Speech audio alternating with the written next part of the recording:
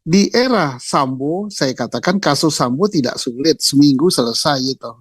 Karena yang nembak sudah ngaku, barang buktinya ada, yang mati juga ada, saksinya juga ada. Nah, yang ini juga begitu. Jauh lebih mudah daripada kasus Sambo ini. Kenapa? Yang ngaku ngasihkan duit ada, dari mana duit itu dihimpun ada, tambang liarnya juga ada. Kan tambang itu kan luas ya, bukan 1 meter kali 2 meter, ribuan hektar. Kemudian berlangsungnya cukup lama. Nah, kenapa dia lama begitu? Yang mengkoordinir ada, yang nyerahkan duit ada, hasil berita acara ada. Ya kurang apa lagi?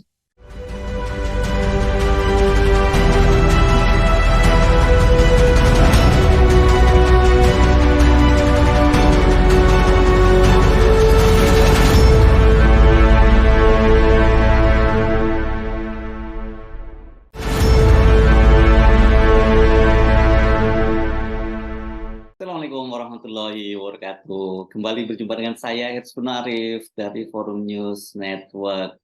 Kalau Anda mengikuti pemberitaan di media massa, ini soal polemik soal kok kabar Eskrim Komjen Agus Andrianto mendapat suap dari Ismail Bolong itu makin seru ya. Dan akhirnya itu kabar Eskrim Agus Andrianto buka suara. Kan sebelumnya Ismail Bolong ini pensiunan polisi berpangkat Aibtu itu mengaku dia telah Aibtu ya, mohon maaf ini bukan kan Aibtu Ajun Inspektur Polisi 1 Ismail Bolong itu mengaku menyuap Agus Andrianto sebesar 6 miliar, tapi kemudian dia kemudian membuat klarifikasi. Tetapi belakangan kan pernyataan Ismail Bolong itu dibenarkan oleh Ferdi Sambo dan Hendra Kurniawan. Ini dua orang yang waktu itu menangani kasus Ismail Bolong, dan justru menurut Agus dia mencuriga jangan-jangan yang menerima suap itu Ferdi Sambo dan Hendra Kurniawan. Nah, agar tidak terjadi simpang siur dan saling tuduh yang berdampak buruk pada Komisaris Jenderal Polisi Agus Andrianto secara pribadi, dan tentu yang lebih serius lagi berdampak buruk pada institusi Polri, mantan Kabar Eskrim Komisaris Jenderal Polisi Purnawirawan Susno Duaji menyarankan agar kasus tersebut dibuka saja secara transparan kepada publik. Toh menurut dia, menurut Pak Susno Duaji, dari pengalaman sebagai seorang penyidik yang berpengalaman, dia menyatakan kasus ini jauh lebih mudah dibandingkan dengan kasus pembunuhan berencana terhadap Brigadir Yosua yang dilakukan oleh Ferdi Sambo dan kawan-kawan. Pada waktu itu ketika kasus Ferdi Sambo ini mulai meledak ke publik, kan Susno juga dengan lantang menyatakan itu, dan memang terbukti kemudian banyak sekali prediksi-prediksi dia itu betul. Nah, kali ini apa alasan Susno Duaji meminta agar kasus ini dibuka saja, toh kasusnya kasus muda? Mari kita simak penjelasan dari Pak Susno Duaji yang menjadi salah satu pembicara dalam dialog perspektif yang diselenggarakan oleh Pusat Kajian dan Analisis Data dengan topik Hendra Amini Kabar Eskrim soal tambang ilegal dan kebakaran ruang Baintelkam Mabes Polri, ada apa? Dialog dipandu oleh Cak Slamet Sugianto dari PKAD. Apa sih kasusnya? Kasusnya kan sudah terang benderang ya. Siang hari pakai lampu petromak ya, terang sekali. Karena apa? Surat yang katanya bocor itu kan sudah diakui oleh yang membuat. Dan pada saat dia membuat, jabatannya masih ada, pangkatnya masih ada, resmi kan. Kan di tengah-tengah sidang Sambo, wartawan bertanya, dia katakan, ya betul, itu saya yang buat, dan itu betul gitu kan. Benar adanya. Kemudian Hendra pun mengatakan, ya betul adanya. Nah, yang jadi pertanyaan sekarang, laporan itu kan dibuat bulan April. Kok baru terangkat bulan November? 8 bulan ya, 7 bulan ya. Kemana saja selama 7 bulan itu? Laporan itu kan sudah naik ke Kapolri kan. Setelah dari Kapolri, didisposisi kemana?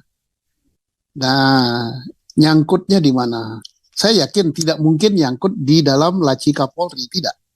Sudah turun, kemudian kepada pejabat siapa yang harus menindaklanjuti. Kemudian mengapa tidak ditindaklanjuti selama 7 bulan? Nah, sekarang bagaimana yang paling beres? Yang paling beres daripada debatable, saling klarifikasi, saling bantah dengan adu YouTube kan. YouTube Ismail Bolong begitu. Kemudian keluar YouTube berikutnya, oh tidak. Itu kan bukan cara klarifikasi yang benar. Ismail Bolong sudah mengatakan sesuatu dan perkataannya itu sudah masuk di dalam ranah hukum karena sudah disebarkan melalui media elektronik. Kemudian Kadip Propam pada masa itu sudah membuat suatu laporan resmi. Dan laporannya itu sudah jelas, itu sudah masuk di dalam ranah hukum pidana dan masuk di dalam ranah kode etik. Lah, jadi ini Kapolri kita ini bernasib baik dan ditolong oleh tangan Allah gitu kan. Nggak perlu bekerja capek-capek lagi, tetapi Allah sudah membantu, sudah terangkat ke permukaan, loh ini loh, ini laporannya, ini si penambang liarnya, ini koordinatornya, kemudian gini yang nerima duitnya dari A sampai Z. Nah, kemudian Kapolri melalui media Tempo ya, kalau nggak salah majalah Tempo, sudah membuat statement akan menindaklanjuti. Demikian juga melalui salah satu media televisi swasta nasional. Dia mengatakan akan menindaklanjuti. Nah, sekali lagi, saya bersuara. Di era Sambo, saya katakan kasus Sambo tidak sulit, seminggu selesai itu. Karena yang nembak sudah ngaku, barang buktinya ada, yang mati juga ada, saksinya juga ada. Nah, yang ini juga begitu. Jauh lebih mudah daripada kasus Sambo ini. Kenapa? Yang ngaku ngasihkan duit ada, dari mana duit itu dihimpun ada, tambang liarnya juga ada, kan tambang itu kan luas ya, bukan 1 meter kali 2 meter, ribuan hektar. Kemudian berlangsungnya cukup lama. Nah, kenapa dia lama begitu? Yang mengkoordinir ada, yang nyerahkan duit ada, hasil berita acara ada. Ya kurang apa lagi? Mau diperiksa lagi dari pangkal. Nah, kalau mau diperiksa dari pangkal berarti tidak mengakui LHP sebelumnya. Iya, jabatan resmi itu waktu itu. Sekarang kan memang tidak, dia bukan lagi kan. Sekarang mungkin dia terdakwa. Tapi pada waktu dia membuat itu pejabat resmi dan beri produk-produk yang dibuat pada waktu itu sah dan resmi dan itu bisa ditindaklanjuti. Nah, tindak lanjutnya bagaimana? Ya satu, masalah penyalahgunaan jabatan dikenai dengan kode etik. Siapa itu? Ya yang terima duit, yang dari bawah. Ya, kemudian siapa lagi? Sampai ke atas. Terus kalau memang terbukti pidananya, ya proses pidana. Karena apa? Pidananya ada, kode etiknya ada. Nah, timbul pertanyaan, apakah akan heboh? Oh, tidak. Justru heboh kalau tidak ada tindak lanjut. Di luar heboh karena masyarakat mempertanyakan, loh Polri ini Polri akhirnya kan, bukan lagi perorangan, sudah menjadi institusi dia. Tetapi kalau cepat ditindak, cepat diputus, maka kredibilitas Polri akan terangkat. Masyarakat katakan, oh Kapolri nggak main-main. Yang berbuat itu oknum, langsung ditindak oleh Polri. Karena simbol Polri itu adalah Kapolri. Nah, dan apa namanya, bawahan tidak resah gitu. Kenapa? Oh jangan main-main dengan Kapolri. Tidak ya. Kemudian saya secara pribadi sebagai purnawirawan percaya dan mensupport Kapolri bahwa beliau akan melakukan itu secepat mungkin. Karena kemarin mungkin masih sibuk, setelah sibuk G20, sibuk masalah apa namanya Cianjur, Nah sekarang nggak sibuk lagi. Nah kalau saya katakan kalau eh, Duren 3 itu selesai seminggu ya, kalau yang ini 3 hari selesai. Oh sudah ada kok, semua sudah ada, tinggal ambil langkah gitu kan. Kenapa? Saya kasihan gitu, kasihan dengan pejabat-pejabat yang tersandra. Siapa yang tersandra? Ya Pak Agus tersandra karena kan dapat tuduhan yang macam-macam. Terus Kapolda Kaltim waktu itu ya siapa Hirinaha ya. Kemudian jenderal yang lain yang dituduh nerima. Dan ini kalau tidak ada langkah, ini akan menyebar terus. Hari ini keluar beberapa statement, keluar beberapa di online, keluar beberapa YouTube ya yang mengatakan bahwa yang nerima itu bukan hanya itu saja, masih banyak. Gitu. Nah, akan terus. Nah, timbul pertanyaan, apakah dengan ini timbul informasi yang macam-macam ini akan merusak nama Polri? Oh tidak. Justru ini hal yang baik untuk Kapolri karena informasi-informasi itu daripada dia tertutup jadi bara di dalam, dibuka kemudian ditindaklanjuti sehingga kita tahu mana yang baik, mana yang jelek. Ingat, personel Polri itu 460 atau 70 ribu ya. Yang jelek nggak sampai 1% kok. Nah sekarang sudah terbuka gitu kan. Ini ya tinggal tidak lanjuti. Nah tugas kita selaku civil society dengan media kita, media sosial, kita backup Pak Kapolri, kita backup institusi Polri harus maju. Dan kita mohon Bapak Presiden ya untuk memberikan dukungan politik gitu. Kemudian DPR memberikan dukungan politik gitu. Backup. Kemudian kita himbau juga ya kita mohon juga Pak Mahfud selaku Menko Polhukam yang katanya yang mengkoordinir kepolisian Republik Indonesia ya backup lagi seperti kasus Pak Sambo gitu supaya ini cepat selesai gitu. Kasihan energi terbuang, kasihan dengan institusi polisi. Terus yang kedua, Polri akan berbenah dengan terungkapnya ini. Tapi yang bermain ini bukan Polri saja loh, aparat keamanan lain. Kalau di dalam surat Sambo itu disebutkan kan ada institusi lain kan. Bahkan sampai ke istana ya, ada pejabat di istana kan. Kemudian aparat sipilnya. Kemudian karena ini masalah tambang, masa Kementerian SDM nggak tahu terjadinya peristiwa ini. Bertahun-tahun, 10 tahun lebih, lahan yang luas gitu terbongkar gitu. Ayolah berbenahlah. Jangan hanya jadi penonton, jangan hanya melimpahkan pada Polri. Polri ditimpa dengan segala macam. Tidak, yang bermain itu banyak sekali kok. Aparat sipil bermain, Kementerian SDM-nya kok mendiamkan, kok yang lain. Ayo, mari kita berbenah, kita perbaiki Republik ini. Saya kira itu dari saya. Ya Pak Susno, sebetulnya apa sih persoalannya kok kemudian seolah-olah banyak pihak yang sebetulnya disebut di dalam LHP yang disampaikan oleh Verdi Sambo ke Kapolri, terusan dari LHP yang disampaikan oleh Pak Hendra, dan tadi Pak Susno juga menyampaikan kalau kita bicara masalah illegal mining maupun legal mining ini banyak pihak yang terkait. Nah, kenapa kok respon terhadap persoalan ini sebagai bagian dari upaya untuk melakukan pembenahan terhadap pengelolaan illegal mining yang sangat penting karena ini berkaitan dengan soal kedaulatan energi, pengelolaan sumber daya alam yang strategis terutama batu bara, lalu tidak ada respon untuk mengawal prosesi hukum yang sekarang ada hanya beberapa kalangan tertentu, Pak Susno Dwaji. Ini kan menyangkut yang besar karena mining ya. Bermainnya ilegal ini satu di batu bara. Batu bara kita menghasilkan Kalimantan itu 30 juta ton setahun lebih ya, hampir 60-70 juta ton di Kalimantan. Dan kemudian selain batu bara ada minyak bumi ilegal di Sumatera, di Kalimantan. Kemudian ada tambang nikel ilegal, tambang emas ilegal, kemudian tambang timah ilegal.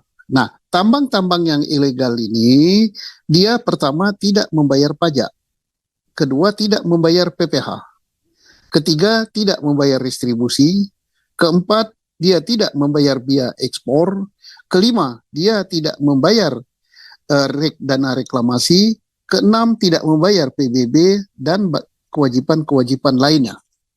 Nah, karena dia tidak membayar, ada yang menghitung itu sampai puluhan bahkan ratusan triliun, ya bisa saja. Dan ini kan pernah dihebohkan kan di dalam suatu media dan dalam apa ya, kalau nggak salah rapat dengar pendapat di DPR ya, pernah dikatakan bahwa tambang ilegal ini yang mengkoordinir adalah seorang wanita cantik ya, mudah, tinggal di Singapura dengan duit banyak. Karena dia ada cukongnya, kayak judi online itu cukongnya ada. Yang di lapangan itu yang kecil saja. Ismail Bolong saja mengatakan yang dia koordinir itu hanya satu kecamatan ya. Penghasilan Ismail Bolong saja katanya per bulan sampai 10 triliun. Ya, itu yang masuk kantong dia kan. Berapa yang disawir, ya lebih besar lagi dong. Tapi rugi kan dia? Oh tidak, rugi. Oh, ini. Nah, kenapa ini tidak ada respon? So, Kementerian Pertambangan, Energi ya tidak merespon. Kok DPR kelihatannya nggak merespon, yang lain nggak merespon. Ya ini nggak tahu. Apakah ikut menikmati apa-apa? Karena sudah diangkat ke media udah berkali-kali, ada di depan mata, gitu kan. Kemudian dalam hasil laporan Kadif Propam yang lama kan dijelaskan bahwa yang di situ dikoordinir ternyata ada perintah pejabat untuk yang polisi ya. Apakah yang di kalangan militer terlibat juga? Apakah ada yang mengkoordinir juga? Ya nggak tahu kita. Apakah di kalangan misalnya pemerintah sipil, mulai dari gubernur sampai ke bawah menikmati juga? Nggak tahu juga saya. Tapi masa nggak tahu? Nah, ya kenapa nggak diungkap ya? Saya nggak mau menuduh. Kalau menuduh kan dosa nanti. Apa keciprakan, cipritan ya? Tapi bukan ciprit ya. Kalau ciprit itu dikitannya kayak minyak wangi diceprit kita ceprit ini. Ya apa maksudnya? Kalau banyak itu apa? Satu drum itu keguyur, ya, diguyur. Itu hanya praduga ya. Tapi saya nggak mau menuduh. Tapi faktanya begitulah. Di lapangan menyangkut lahan yang luas, alat beratnya banyak, kemudian menyangkut perputaran uang yang sangat besar. Kok bisa berjalan sampai puluhan tahun? Ada apa? Nah ini kita sangat membutuhkan political will dari presiden. Ya, kok dikit-dikit presiden, kok dikit-dikit presiden? Ya siapa lagi atasan Kapolri? Siapa lagi atasan menteri? Siapa lagi atasan aparat daerah? Gak ada kan? Ya presiden lah, itulah Pak Presiden terjadi begini. Nah kalau presiden dan kita juga mohon juga political will dari Pak Mahfud MD ya, turun kayak zaman era Sambo gitu. Ayo oke. Ya. Jadi itu. Pak Susno, Ya. kalau tadi Pak Susno menjelaskan sebenarnya ini persoalannya sederhana mau diselesaikan. Ya, butuh waktu yang cepat kalau mau ada keinginan untuk bisa menyelesaikan. Berulang kali kita selalu ngobrol tentang ada 3 faktor yang selalu menjadi hal yang sangat krusial untuk bisa mengawal proses ini benar-benar ada progresnya gitu ke depan. Tapi kita juga membayangkan betapa sistemiknya kalau Pak Susno tadi jelaskan soal yang terkait dengan illegal mining maupun legal mining. Kalau legal mining kan ada aturan mainnya sudah jelas, tapi kalau illegal mining ini kan juga duitnya besar, tetapi keterlibatan banyak pihak itu kan luar biasa.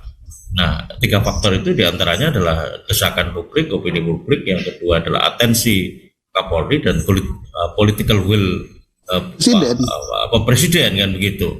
Nah, Pak Susno sendiri melihatnya begitu simpelnya sebetulnya mau ada keinginan untuk diselesaikan itu, apa sih kendalanya Pak?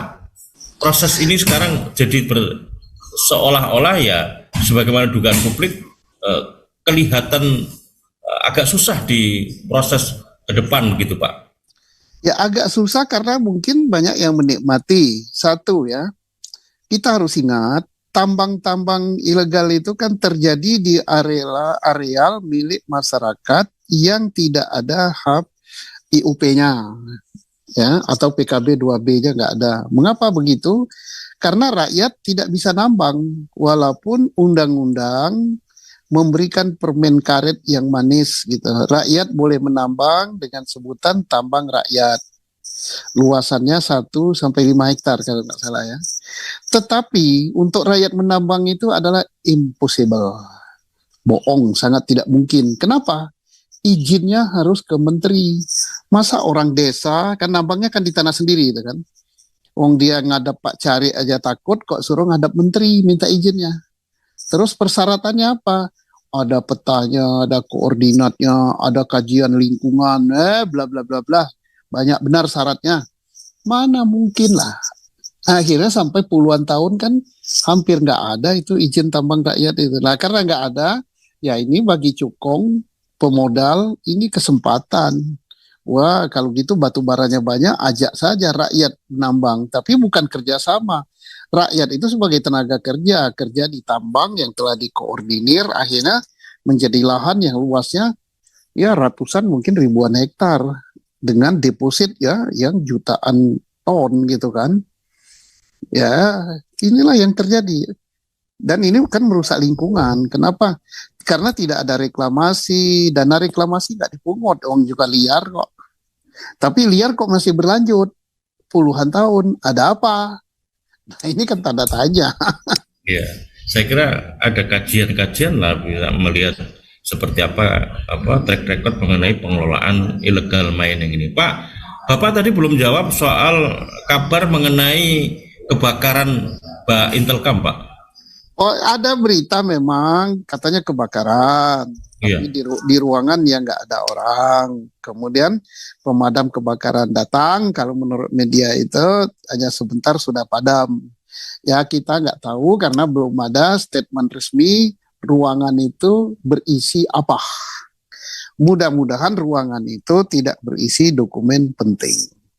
Ya, mudah-mudahan itu tidak ada terkait dengan perkara apapun yang sedang ditangani Mabes Polri.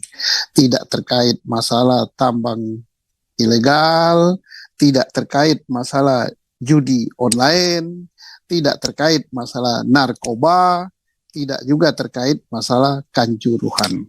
Ya, jadi ya memang ruang kosong belum gitu. Karena kosong ya mungkin ada percikan gitu, semoga. Ya kalau terjadi itu di ruangan yang tujuannya terbakar sengaja untuk menghilangkan dokumen atau rahasia-rahasia itu sangat menyedihkan. Ya kita tunggu aja penjelasan resmi dari Mabes Polri apa itu yang terjadi. Saya nggak berani memberikan statement bahwa itu tidak ada kaitannya dengan kasus, tapi saya hanya berdoa.